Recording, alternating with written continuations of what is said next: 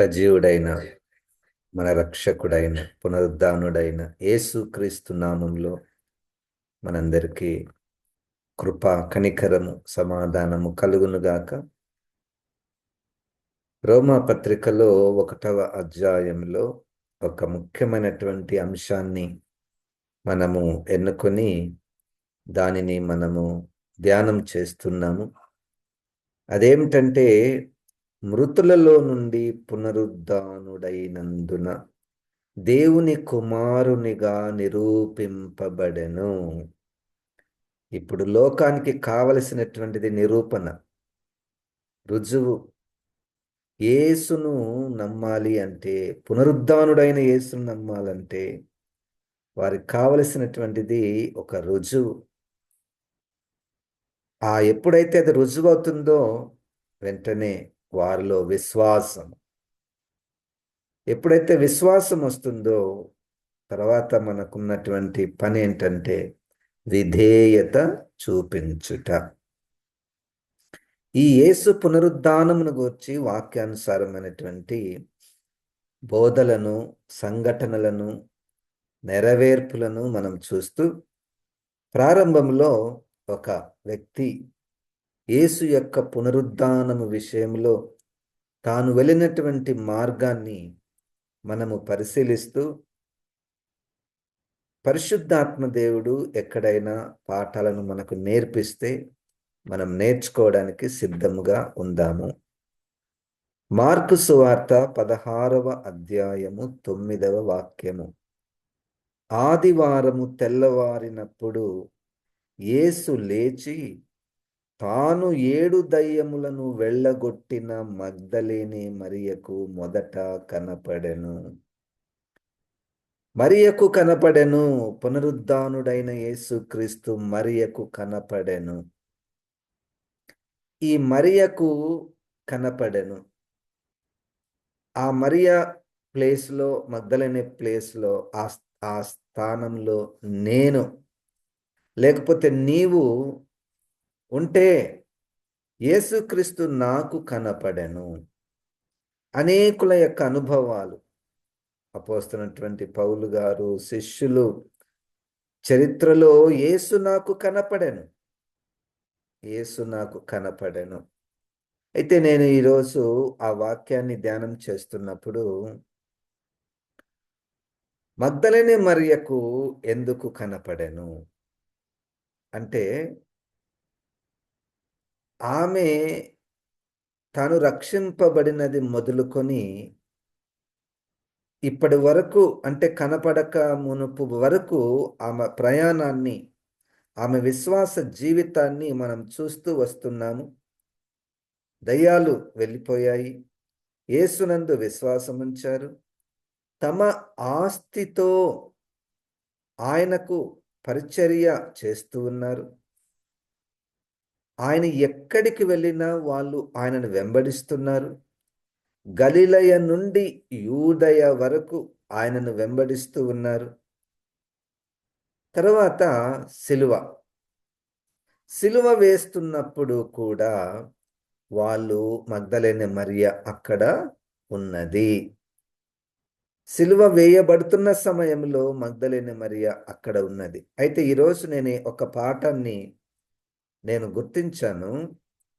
అదేంటంటే, వెదకుడి దొరుకును, వెదకుడి దొరుకును. ఇప్పుడు మగ్దలేనే మరియకు ఒకటి దొరికింది. ఏంటంటే, పునరుద్ధానుడైనటువంటి యేసుక్రీస్తు దొరికాడు. అయితే ఈ దొరకక మునుపు వెదకుట, మగ్దలేనే మరియ యేసుక్రీస్తుని వెదుకుటలో ఆమె ఎలాగు వెదికిందో, ఆ వెదకుటలో నన్ను నేను పరిశీలించుకుంటే అది నా అనుభవము కాదు. అంటే ఒకరు ఆ మార్గాన గుండా వెళ్ళొచ్చారు, కానీ నేను ఇంకా మార్గం గుండా వెళ్ళలేదు. నేను కేవలము ఆమె జీవితంలో జరిగినటువంటి, ఆమె వెదకినటువంటి ఆ పద్ధతిని నేను మీకు బోధిస్తున్నాను. అది ఎంత అద్భుతంగా ఆశ్చర్యరీతిగా మనకు కనబడుతుందంటే ఇదే మార్కు సువార్త 15వ అధ్యాయంలో 46వ వచనంలో ఆమె వెదుకుటలో 46 అంటే అతడంటే ఇక్కడ అరిమతెయ యోసేపు అతడు నారబట్ట కొని ఆయనను దింపి ఆ బట్టతో చుట్టి బండలో తొలిపించిన సమాధి యందు ఆయనను పెట్టి ఆ సమాధి ద్వారమునకు రాయి పొర్లించెను. 47 మగ్దలేనే మరియయు యోసే తల్లి అయిన మరియయు ఆయన యుంచబడిన చోటు చూచిరి. ఆ చిత్రాన్నంతా మనం చూస్తే అది ఒక కాంట్రవర్షియల్ బరియల్. అంటే ఆయన చనిపోయిన తర్వాత ఆయనను పాతిపెట్టే విషయంలో పెద్ద ఊరంతా గుంపు గుంపుగా వచ్చి, బంధువులంతా గుంపు గుంపుగా వచ్చి సమాధి దగ్గర పాల్గొనేటటువంటి ఆ సీన్ కాదది. భయము. ఆ సమయంలో ఈ మగ్దలేనే మరియ అక్కడ ఉన్నట్టు మనం చూస్తున్నాం. సిలువ వేస్తున్నప్పుడు దూరంగా నిలుచుండి చూస్తూ ఉన్నారు. సిలువ వేసిన తర్వాత ఆ రోజు రాత్రి ఈ ఇంకొక ఆయన అరిమతెయ యోసేపు ఆయనను తన సమాధిలో ఉంచేటప్పుడు కూడా ఈమె అక్కడ నిల్చున్నట్టు, ఆ స్థలాన్ని చూస్తున్నట్టు మనము గమనిస్తున్నాం. అంటే ఆ యేసుక్రీస్తు పట్ల ఆమెకున్నటువంటి ప్రేమ, ఆయన కావాలని కోరుకొనుట. నేను అన్ని విషయాలు చెప్పిన తర్వాత, చదివిన తర్వాత నాకు అనిపించిందంటే యేసుక్రీస్తు అంటే ఎంత పిచ్చో, నాకు కావాలి. చూడండి, మనిషి చనిపోయేంత వరకు మనము ప్రేమను చూపిస్తాం. బ్రతికున్నప్పుడు ఎంతగానో ఒక మనిషి పట్ల ప్రేమను చూపిస్తాం. కానీ చనిపోయిన తర్వాత ఈమె పిచ్చి ఎక్కువైంది. ఎవరైనా మన ఇంట్లో చనిపోతే సమాధిలో పెడుతున్నప్పుడు వద్దు పెట్టకండి, వద్దు పెట్టకండి అని, కావాలి కావాలి అని మనం కోరుకుంటాం. భర్త చనిపోతే భార్యను, భార్య చనిపోతే భర్తను, పిల్లలు, ఎంత ఆ బాధ, ప్రేమ కనపడుతుందో. అయితే ఇప్పుడు ఆయనను సమాధి చేస్తున్నప్పుడు ఆమె అక్కడ ఉన్నట్టు చూసింది. ఆయనను ఎక్కడ పెడుతున్నారు. యోహాను సువార్తలో 20వ అధ్యాయంలో మొదటి వచనాలలో మనము గమనిస్తే, ఆదివారమున ఇంకను చీకటిగా ఉన్నప్పుడు మగ్దలేనే మరియ పెందలకడ సమాధి యొద్దకు వచ్చి సమాధి మీద ఉండిన రాయి తీయబడి ఉండుట చూచెను. ఇంకా చీకటిగా ఉన్నప్పుడే వెదకుటలో చూడండి, వెదకుటలో క్రీస్తును చూడాలని ఆశ, పునరుద్ధానుడైనటువంటి యేసుక్రీస్తు కనపడెను. చూడండి, యేసుక్రీస్తు తిరిగి లేచుట ఒక ఎత్తు, నీకు కనపడుట మరొక ఎత్తు. ఆయన లేస్తే మాకేంటి? సరే, లేచాడు, అద్భుతమా? ఓకే, అద్భుతాలున్నాయి. యేసుక్రీస్తు చనిపోయిన వాడు తిరిగి లేచాడు అన్నటువంటిది ఒక అద్భుతము. అది అద్భుతంగా మనం చెప్పచ్చు. కానీ రెండో విషయం ఏమిటంటే, లేచిన వాడు నీకు కనపడ్డాడా? లేచిన వాడు నీకు కనపడ్డాడా? నీకు ప్రత్యక్షమయ్యాడా? నువ్వు ఆయనను చూచావా అన్నటువంటి ప్రశ్న నాకైతే చాలా దూరంగా కనపడుతుంది. అయితే దేవుడు ఒకటి కోరుకుంటున్నాడు నా నుండి, నీ నుండి, ఆయనను వెదుకుట. ఆయనను వెదుకుట, ఆయనను చూడాలని వెదుకుట, ఆయనను కనుగొనాలని వెదుకుట. పెందలకడ చీకటిగా ఉన్నప్పుడే యేసును వెదుకుట, ఆయనను చూడాలని. పెందలకడ చీకటిగా అన్న మాటలో ఉన్నటువంటి అర్థం ఏమిటంటే, నిద్రపోయి లేస్తేనే మనకి ఏం గుర్తుకొస్తాయో. పెందలకడ చీకటి నిద్రపోయి లేస్తేనే మనకు ఏం గుర్తుకొస్తుందో. యేసును చూడాలనేటువంటి, యేసును ప్రార్థనలో వెదకాలన్నటువంటి, యేసును వాక్యములో చూడాలన్నటువంటి మాట లేస్తేనే మనకు అది జరుగుతుందా? ఆయనను ప్రార్థనలో కానీ, వాక్యములో కానీ, ధ్యానములో కానీ వెదకుచున్నామా? పరిశుద్ధాత్మ దేవుడు అట్టి మనస్సును మనకు కూడా దయచేయునుగాక. ఆయనను అంటే అది ఆయన మనస్సు ఇస్తేనే మనము లేస్తాము. లేచిన వెంబడే అది it's a matter of priority. ఇది సూత్రాలు చెప్పేది కాదు. మీరు పొద్దున్న 5 గంటలకు లేయండి, 5-6 గంటల వరకు ప్రార్థన చేసుకోండి. ఎవరో చెప్తే, లేకపోతే ఏదో ఒక సిస్టమ్‌ను క్రియేట్ చేస్తే, మన సంఘస్థులందరూ కూడా 5-6 గంటల వరకు మెలకువగా ఉండాలి. ఇదొక సిస్టమ్. అబ్బా! మా పాస్టర్ గారు చెప్పారు 5 నుంచి లేదా 6-7 గంటల వరకు మెలకువగా ఉండాలని చెప్పాడు. కాబట్టి మనం ఉందాము. కాదు, కాదు. ఉదయమున లేచి ఆయనను వెదుకుట అన్నటువంటిది మన మనసులో పుట్టేటటువంటి ప్రేమతో, ఆయన పట్ల ఉన్నటువంటి ప్రేమతో, ఆదివారమున ఇంకనూ చీకటిగా ఉన్నప్పుడు సమాధి దగ్గరికి పోవటం. అసలు అది ఊహించుకుంటేనే స్త్రీలు ఉదయాన్నే చీకటిగా ఉండగానే సమాధి దగ్గరికి పోవాలంటే ఆయనను చూడాలి. వెదికే విషయంలో ఎంత లోతైనటువంటి అనుభవాలు ఉన్నాయో చూస్తున్నాం మనం.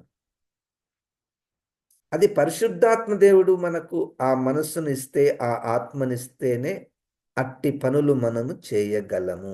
క్రీస్తును చూడాలని, కనుగొనాలని ఆ ప్రయాసము యేసుక్రీస్తు ఒక్కొక్కరిలో చూస్తే, ఈ బిడ్డ, ఈ వ్యక్తి నన్ను చూడాలని, నన్ను వెదకాలని ఎన్ని ప్రయత్నాలు ఏ స్థాయిలో చేస్తున్నది.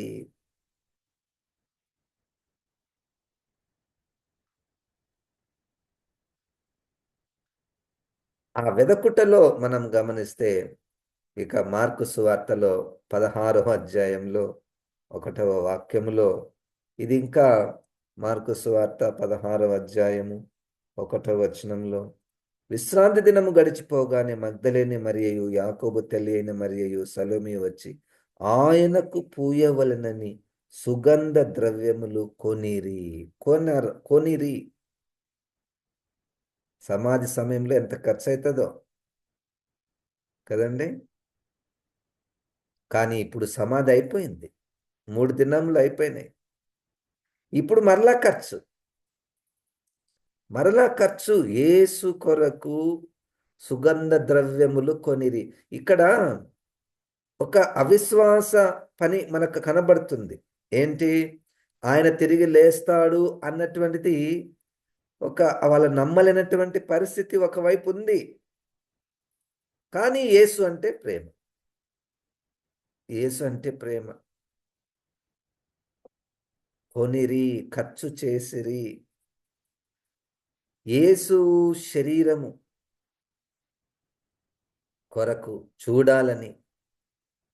ఇక అవి చెప్పడానికి రాదు. కొనడము ఉదయాన్నే అంటే ముందు రోజే వాళ్ళు కొని పెట్టుకున్నారు. సుగంధ ద్రవ్యములు కొనిరి. వారు ఆదివారమున పెందడకడ లేచి బయలుదేరి సూర్యోదయమైనప్పుడు సమాధి యొద్దకు వచ్చుచుండగా, సమాధి ద్వారం నుండి మన కొరకు ఆ రాయి ఎవడు పొర్లించునని ఒకరితో ఒకరు చెప్పుకొనుచుండిరి. ఆ సంభాషణ, అంత పెద్ద రాయి ఎవరు మనకు పొర్లించు, కలవరం. సరే, పొద్దున్నే లేచారు, అవి సిద్ధపరుచుకున్నారు. ఆ రాయి ఎవరు పొర్లిస్తారో అన్నటువంటి ఆ కలవరంతో ఎవరు తీస్తారో. తరువాత అక్కడ చూశారు, వారికి ఎవ్వరు కూడా కనపడలేదు. ఇదే 16వ అధ్యాయము 8వ వచనంలో, వారు బయటకు వచ్చి విస్మయం నుండి వణుకుచు సమాధి యొద్ద నుండి పారిపోయిరి. వారు భయపడినందున ఎవనితో ఏమీయు చెప్పలేదు. భయము, వణుకు. ఎందుకు భయము, వణుకు? శవాన్ని చూచినందుకు కాదు, చూడనందుకు. అసలు యేసుక్రీస్తు శరీరం లేదే అన్నటువంటి భయము, వణుకు. తర్వాత ఏమైంది తెలుసా అండి? వీళ్ళందరూ పరిగెత్తారు. ఎక్కడికి? శిష్యుల దగ్గరికి పరిగెత్తి, ఇక్కడ మేము వెళ్ళాము, సమాధి దగ్గర చూసాము, రాయి పొర్లింపబడినది, ఎవ్వరు మాకు కనపడలేదు, యేసుక్రీస్తుని ఎవరు ఎత్తుకొని పోయారు అని పరిగెత్తున్నారు. ఆ ప్రయాసం చూడండి, యేసుక్రీస్తుని కనుగొనాలని, చూడాలని, ఆయన పట్ల ఎంత ప్రేమను. ఈ వెదుకుట, ఐ డోంట్ నో, మనకు ఇప్పుడు ఎట్లా అన్వయించుకునవలెనో, ఖర్చు చేసి, ప్రయాసపడి, పరుగెత్తి యేసుక్రీస్తుని కనుగొనాలి అన్నటువంటి, యేసుక్రీస్తుని చూడాలి అన్నటువంటిది, యేసుక్రీస్తు ప్రత్యక్షత కావాలి అన్నటువంటిది, మనలో ఆ వెదకుట అన్నటువంటి మనసు స్థాయి ఎట్లా ఉందో, వెదకుట అన్నటువంటి స్థాయి. పోయి శిష్యులకు చెప్పడం మాకు కనపడలేదు అన్నటువంటిది. యోహాను సువార్త 20వ అధ్యాయంలో 11వ వాక్యములో, యోహాను సువార్త 20వ అధ్యాయము 11వ వాక్యములో, అయితే మరియ సమాధి బయట నిలిచి ఏడ్చుచుండెను. ఆమె ఏడ్చుచు సమాధిలో వంగి చూడగా. ఏడ్చుచుండెను. అరే, చనిపోయినప్పుడు కదా ఏడ్చేది. ఇక చనిపోయిన తర్వాత 3 రోజుల తర్వాత ఒకవేళ ఆమె అక్కడ ఆ శరీరాన్ని చూసి ఉంటే ఏడ్చేది కాదు. ఇప్పుడు శరీరం లేదని ఏడుస్తుంది. అంటే నాకు కావాలి, కావాలి, కావాలి, ఆయనను పట్టుకోవాలి, ఆయనకు మ్రొక్కాలి. తర్వాత మనం వచనాలు చూడబోతున్నాం. ఆయనను ఆరాధించాలి, ఆయనను చూడాలన్నటువంటి ఆశలో ఏడ్చుట. నీవు మాట్లాడని రోజునా నా కనులకు నీదుర కరువాయని, నీవు కనిపించని రోజునా నా కనులకు నీదుర కరువాయని. యేసు ప్రభు కనపడకపోతే నిద్ర రాదంట. వా ప్రభువా, ఆ అనుభవం నాకు లేదే. యేసు ప్రభు కనపడకపోతే, ప్రత్యక్షం కాకపోతే, మాట్లాడకపోతే, నేను యేసు ప్రభుని వ్యక్తిగతంగా కలుసుకొనకపోతే ఆ దినము ఎలాగుంటుంది? అది నీ అనుభవమా, నా అనుభవమా? నేను అనుకుంటానని, యేసు ప్రభు లేని రోజు, యేసు ప్రభు దగ్గర ప్రార్థన చేయని రోజు, ప్రార్థనలో యేసు ప్రభుని వెదకని రోజు, వెదకని సమయము, ఎండిపోయిన, విఫలమైన, ఫెయిల్ అయినటువంటి అనుభవాలు ఎక్కువ ఉంటాయి. అదైతే నాకు అది అనుభవమే. ఈరోజు చాలా పనులను బట్టి నేను ప్రార్థన చేయలేకపోయాను, దేవుని నేను వెదకలేకపోయాను అంటే అర్థమైందిలే. అందుకే కదా ఎన్ని నష్టాలు, కష్టాలు. దేవుడు కనపడకపోతే, దేవుని దగ్గరికి మనం వెళ్ళకపోతే అది ఎంత ఎండిపోయినటువంటి స్థితియో. ఈమె ఏడ్చుచున్నది, ఏడుపు. యేసు కనపడలేదని ఏడుపు, ఏడ్చుట. తారాస్థాయి ప్రేమ. యేసును చూడాలన్నటువంటి ప్రేమ. పరిగెత్తుటలో యేసును వెదకుట. ఖర్చు చేయుటలో యేసును వెదకుట. మరలా తిరిగి భయముతో, వణుకుతో శిష్యుల దగ్గరికి పరిగెత్తి, వాళ్ళ దగ్గర ఏదైనా సమాచారం కొత్తగా ఉందా అని వాళ్ళ దగ్గరికి పరిగెత్తుట. మరలా వచ్చి ఇక్కడ ఏడ్చుట. వెదకుడి దొరకును. వెదకుడి దొరకును. చూడండి, ఇంకొక కోణం ఉన్నది. ఏం నువ్వు వెదకకుండానే దేవుడు కనపడతాడు. వెదకకుండానే దేవుడు కనపడతాడు. నేను అనుకుంటున్నాను అది రక్షింపబడు వారి విషయములో. ఏం తెలియదు, అవిశ్వాసం ఉంటుంది, దేవునికి దూరంగా ఉంటాము, పాపంలో జీవిస్తూ ఉంటారు. వారికి మొట్టమొదటగా తానే మన కొరకు వస్తాడు, తను తాను ప్రత్యక్షపరుచుకుంటాడు. ఇప్పుడు మనము విశ్వాసంలో ఉన్నాము, చాలా దూరం ప్రయాణం చేశాము, పరిచర్య చేస్తూ వస్తున్నాము. ఇప్పుడు తిరిగి ఆయనను వెదకుట, యేసును గూర్చి ఏడ్చుట. సమాధి దగ్గర ఆమె ఏడుస్తుంది. ఇంకొక మాట 20వ అధ్యాయము 15వ వచనంలో, యేసు, అమ్మా ఎందుకు ఏడ్చుచున్నావు, ఎవనిని వెదకుచున్నావు అని ఆమెను అడుగగా, ఆమె ఆయన తోటమాలి అనుకొని, అయ్యా నీవు ఆయనను మోసుకొని పోయిన ఎడల ఆయనను ఎక్కడ ఉంచితువో నాతో చెప్పుము, నేను ఆయనను ఎత్తికొని పోదుననెను. ఏంటి, శవాన్ని ఎత్తుకొని పోతుందా? ఒక స్త్రీ అంత పెద్ద మగ మనిషిని, ఆ మాట చూడండి, నేను ఎత్తుకొని పోతా, నాకు కావాలి, నాకు ఆయన శరీరం కావాలి. ఏంటి ప్రభా, ఆ ప్రేమ ఎవరికి లోక సంబంధాలలో ఎక్కడైనా కనపడతాయా? లోక సంబంధాలలో ఎక్కడైనా కనపడతాయా? భార్య చనిపోతే భర్త, చనిపోయినా కానీ నాకు భార్య నాకు కావాలి, నేను ఎత్తుకొని పోతా, మా ఇంట్లో పెట్టుకుంటా అంటాడా? పిల్లలు చనిపోతే, లేలేని నా పిల్లలు నాకు కావాలి, నేను ఎత్తుకొని పోతా, నేను పట్టుకోవాలి నా శరీరం అని అంటారా? నేను ఎత్తుకొని పోతా అన్నటువంటి మాటలో ఆ ప్రేమ, ఆ వెదకుట అన్నటువంటి దాన్ని వివరించడానికి భూలోకంలో సంబంధాలు సరిపోవు. పిచ్చి. యేసయ్య అంటే అంత పిచ్చి.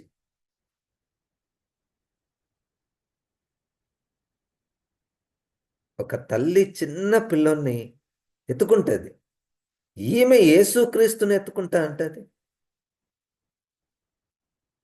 వెదకుటలో ఎంత తారాస్థాయి ఉందా?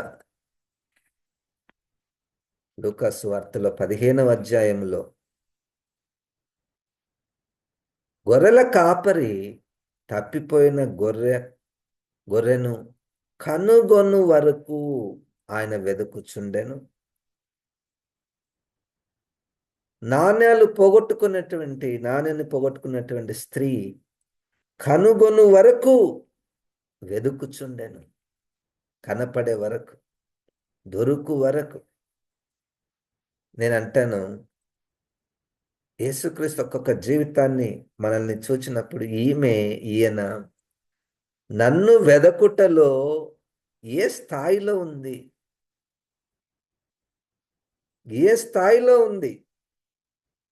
పరిగెత్తుతుందా, ఏడుస్తుందా, అందరికి పోయి చెప్తుందా? మీరు ఎక్కడైనా చూసారా